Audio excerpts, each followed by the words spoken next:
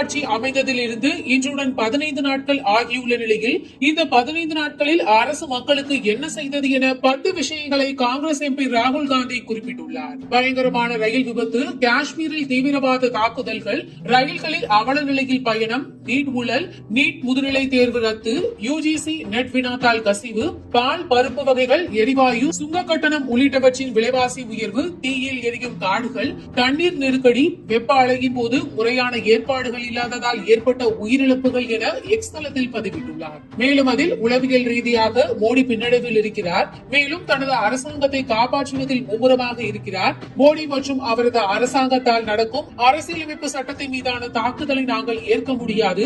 எந்த சூழ்நிலையிலும் இதை நாங்கள் அனுமதிக்க மாட்டோம்.